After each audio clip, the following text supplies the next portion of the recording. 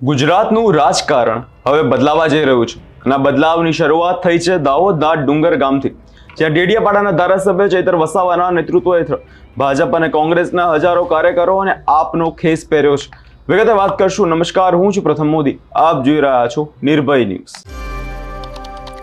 દાહોદ જિલ્લાના ડુંગરી ખાતે યોજાઈ હતી ગુજરાત જોડો જનસભા, જેમાં લોકોનો ઉમંગ એવો હતો કે મેદાન પૂરતું નહોતું પડી રહ્યું. હજારોની સંખ્યામાં લોકો ઉમટી પડ્યા હતા ચૈતર વસાવાને સાંભળવા અને આમ આદમી પાર્ટીમાં જોડાવા. ચૈતર વસાવાએ નામ જેવા આદિવાસી વિસ્તારમાં લોકો એ પોતાનું પ્રતીક બની ચૂક્યું છે. જેલના દરવાજા જોયા પણ લડત ન છોડનાર નેતાને આજે નેતા મેદાનમાં ઉતરી ભાજપ સામે એલાન કર્યું છે. અમને દબાવવામાં ખોટી ફરિયાદો થઈ છે, જેલમાં બંધ કરાયા, પણ હું મારી લડાઈ છોડવાનો નથી. અંતિમ શ્વાસ સુધી ખેડૂતો અને ગરીબોના હક માટે લડતો રહીશ, આવું ચૈતર વસાવાએ કડક શબ્દોમાં ભાજપ સરકારને કહી દીધું છે. સાંભળીએ ચૈતર વસાવાએ વધુમાં શું કહ્યું. ગામડાના લોકો રોડ પર આવીને આરતી અને સ્વાગત કરવા માટે અમને ઊભા રાખતા આવ્યા, એટલે અમે ખૂબ મોડા પહોંચ્યા છે. પણ અહીં આવીને અમે જોયું તો દાહોદના વડીલો, દાહોદના યુવાનો અને માતા બહેનોમાં જે જુસ્સો છે, જે ભાવ છે અમારા માટે, આ તમારો ભાવ, આ તમારી લાગણી, આ તમારો પ્રેમ અમને અવારનવાર આ વિસ્તારમાં ખેંચી લાવે છે. અને આજે અમે આવીને જોયું, વરસાદ છે છતાંય, વ્યવસ્થા નથી છતાંય હજારોની મેદની અહીંયા આવીને ઉપસ્થિત થયેલી છે. બધાને મેં બે હાથ જોડીને નમન કરું છું, વંદન કરું છું. દાહોદની પ્રજા એટલે આખા રાજ્યમાં, આખા દેશમાં દાહોદનું નામ આવે એટલે જે ઇમારતો છે, એ ચાહે વિધાનસભાની ઇમારત હોય, એ ચાહે સચિવાલયની ઇમારત હોય, એ ચાહે હાઈકોર્ટની ઇમારત હોય, જે પણ ઇમારતો, જે પણ ભવનો, જે પણ આવાસો, જે પણ આજે વિકાસના નામે ગુજરાતમાં બન્યા છે, એના પાયામાં દાહોદના લોકોનો પરસેવો છે. અને એ દાહોદના લોકોને મારે સંબોધન કરવાનું છે. ત્યારે મને આનંદ થાય છે કે એ દાહોદની પ્રજાની વચ્ચે છું, જેમની આજે સંઘર્ષની વાતો થાય છે, સાહસની વાતો થાય છે અને દાહોદની પ્રજાની મહેનતની વાતો થાય છે. ત્યારે આ ગુજરાતના વિકાસમાં પાયામાં દાહોદની પ્રજાનો પરસેવો છે. એટલા માટે આજે ગુજરાત વિકાસની પંથે આગળ વધી રહ્યું છે. આઝાદીના 78 વર્ષ થઈ ગયા. આજે અઠવાડિયા પહેલા, દિવાળી પહેલા ગુજરાતની સરકારે વિકાસ સપ્તાહ માટે ગામડે ગામડે રથ લઈને એમના ધારાસભ્ય અને સાંસદ સભ્ય પહોંચતા હતા, ફરતા હતા અને વિકાસની ગાથા સંભળાવતા હતા. વિકાસની મોટી મોટી વાતો થતી હતી. ત્યારે વિકાસ મહોત્સવ આજે ચાલે છે. એક બાજુ 78 વર્ષનો અમૃત મહોત્સવ ચાલે છે, છતાં આજે એ દાહોદ જિલ્લો હોય કે નર્મદા જિલ્લો હોય, આજે ગુજરાતના અને દેશના અતિ પછાત જિલ્લામાં દાહોદ અને નર્મદા જિલ્લાનું નામ આવે છે. આઝાદીના 78 વર્ષ થઈ ગયા. અમારા દાહોદના લોકોએ આ દેશની, આ ગુજરાતની ઇમારતોમાં પરસેવો પાડ્યો છે. એ જ પ્રકારે નર્મદાના, છોટાઉદેપુરના, મધ્યપ્રદેશના, મહારાષ્ટ્રના લોકોએ નર્મદા ડેમમાં પોતાની જમીનો આપી દીધી. આ વિસ્તારમાં નવા પ્રોજેક્ટો આવે એટલે જમીનો લઈ લેવામાં આવે. કોરિડોરના નામે, સ્ટેચ્યુના નામે, જીએમડીસી ના નામે, જીઆઈડીસી ના નામે, વિકાસના નામે જ્યારે પણ આ વિસ્તારમાં પ્રોજેક્ટો આવે છે, ત્યારે મારા આદિવાસી ખેડૂતોની જમીનો સહમતિ વગર લઈ લેવામાં આવે છે. ગ્રામ સભાની સહમતિ નથી પણ લેવામાં આવતી અને બારોબાર જમીનો લેવામાં આવે છે. ત્યારે આજે આખા દેશમાં 40 લાખથી પણ વધારે આદિવાસીઓ વિસ્થાપિત થયા છે. આજે એમના માટે દાહોદ આટલો મોટો જિલ્લો હોય, દેશના વિકાસમાં દાહોદે આટલું મોટું યોગદાન આપ્યું છે, છતાં હમણાં દિવાળી પતી જશે એટલે મારા દાહોદના ભાઈઓ અને બહેનો માથા પર પોટલા અને હાથમાં છોકરા લઈને મજૂરીએ જતા જોઈએ છે. અમે ગાંધીનગરમાં મળે છે, સુરતમાં મળે છે, ભરૂચમાં મળે છે, અમને અંકલેશ્વરમાં મળે છે, વડોદરામાં મળે છે. અમે પૂછીએ, બેન તમે કાના છો? તો કે ભાઈ અમે તો દાહોદથી છે. નાના નાના છોકરાઓને ત્યાં મજૂરી માટે મજબૂરી, આ પેટનો ખાડો પૂરવાની મજબૂરી એમને ત્યાં લઈ જાય છે. ત્યારે આ ગુજરાત સરકારને કહીએ છીએ, આજે તમારો આઝાદીનો 78મો વર્ષ ચાલે છે. તમે અમૃત મહોત્સવ પાછળ અબજો રૂપિયાનો ખર્ચો કરો છો. હમણાં વિકાસ સપ્તાહના નામે તમે આ વિસ્તારોમાં રથ ફેરવતા હતા, એમાં કરોડો રૂપિયાના ખર્ચાઓ કર્યા છે. મનરેગા યોજનામાં દરેક બિનકુશળ શ્રમિકને 100 દિવસ રોજગારી આપવાની વાત હતી. આજે અમારા આદિવાસી વિસ્તારોમાં રોજગારી ન હોવાથી અમારી બેન દીકરીઓ જ્યારે શહેરોમાં જાય છે ત્યાં અમારી બેન દીકરીઓનું શોષણ થાય છે, અન્યાય થાય છે, બળાત્કારો થાય છે. આ મજબૂરી, આ પરિસ્થિતિ પેદા કરનારી આ ભારતીય જનતા પાર્ટીની સરકાર છે. એમને આવનારા દિવસોમાં ઉખાડીને ફેંકી દઈશું.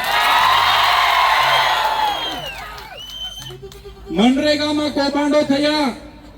અમારા લોકો એક બાજુ રોજગારી માંગે, અમને રોજગારી આપો, રોજગારી આપો, અને આપણા મંત્રીઓના છોકરાઓ રોજગારીના પૈસા પોતાના એજન્સીના ખાતામાં કરોડો રૂપિયા સેરવી લીધા.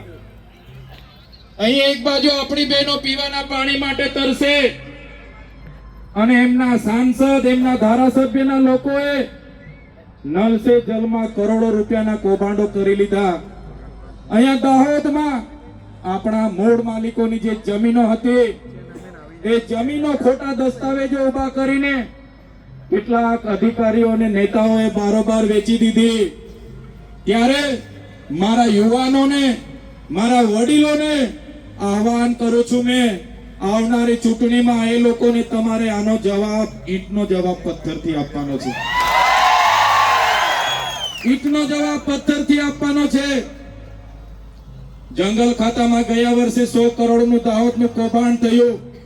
ગુજરાત પેટર્નમાં કૌભાંડ થયું. આદિ આદર્શ ગ્રામમાં 100 કરોડ રૂપિયા દાહોદમાં આવ્યા, એનું કૌભાંડ થયું. દરેક વખતે અમે દાહોદ આવીને મીડિયા મિત્રોને જણાવ્યું કે દાહોદના લોકો સાથે આટલી બધી અન્યાય કેમ.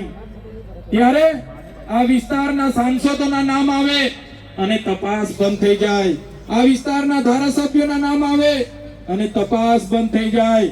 આ વિસ્તારના મંત્રીઓના નામ આવે અને તપાસ બંધ થઈ જાય. હવે સરકારો, મંત્રીમંડળ બદલી રહી છે, પણ અમારી પ્રજા આવનારા દિવસોમાં તમારી સરકાર બદલી નાખવાની છે. તમે જોયું હશે મનરેગાનું કૌભાંડ આપણે બહાર પાડ્યું. નકલી કચેરી અહીંયા સિંચાઈની બોડેલીમાં આપણે બહાર પાડી. ટેટ પાસ ઉમેદવારો માટે આપણે અહીંયા રેલીઓ કરી. પોસ્ટ મેટ્રિક શિષ્યવૃત્તિ બંધ કરી દેવામાં આવી. આપણા બાળકો ઉચ્ચ અભ્યાસ માટે વર્ષોથી પોસ્ટ મેટ્રિક શિષ્યવૃત્તિ મળતી હતી, જેના આધારે આપણા યુવાન અને યુવતીઓ મેડિકલમાં જતા, જીએનએમમાં જતા, ફાર્મસીમાં જતા, બીએસસીમાં જતા, ડિપ્લોમા કરતા, ડિગ્રી કરતા.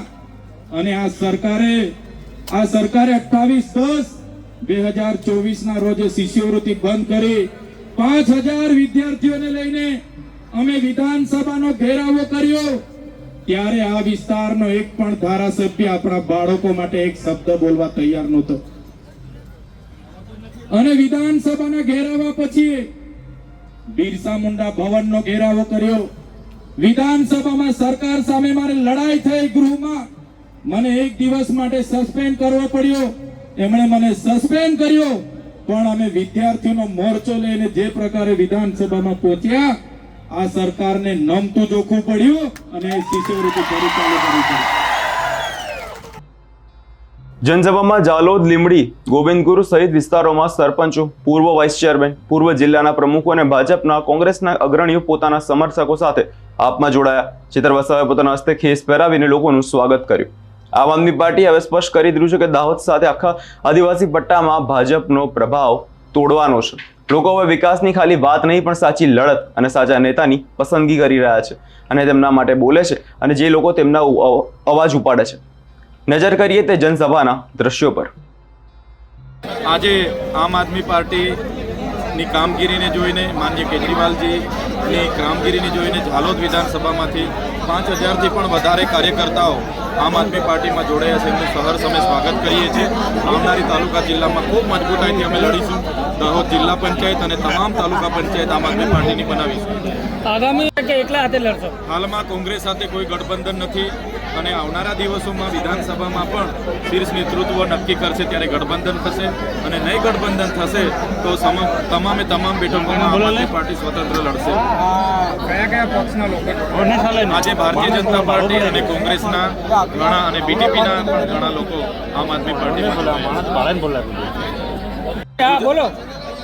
આજે ગુજરાત જોડો અભિયાન અંતર્ગત ડુંગરીની પવિત્ર ધરતી પર દાહોદ જિલ્લામાં અમારો જન સંપર્ક અને જનસભા હતી. એમાં સરપંચો, માજી તાલુકા સભ્ય, માજી જિલ્લા સભ્ય અને 5000થી પણ વધારે કાર્યકરો આમ આદમી પાર્ટીમાં જોડાયા છે. જે પ્રકારે ગુજરાતમાં ખેડૂતો સાથે અન્યાય થાય છે, કડતા પ્રથાની સામે લડનારા અમારા આગેવાનો પર જે લાઠીચાર્જ થયો છે, ખોટા કેસો થયા છે, એના માટે પણ આવનારા દિવસોમાં અમે લડવાના છે.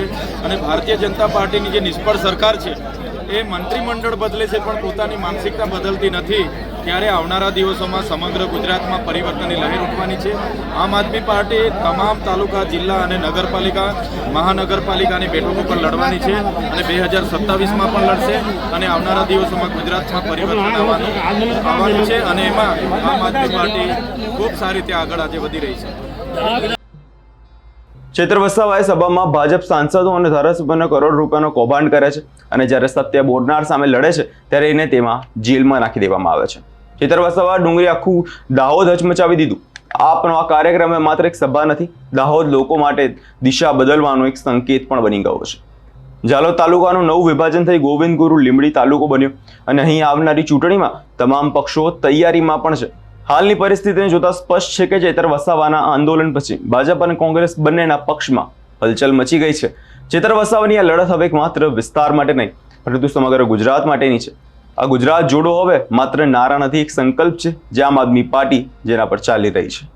તમારો શું અભિપ્રાય છે તે કમેન્ટ કરી જરૂરથી આપજો અને અમે ચેનલ નિર્ભય ન્યૂઝને લાઇક, શેર અને સબસ્ક્રાઇબ કરવાનું ભૂલશો નહીં.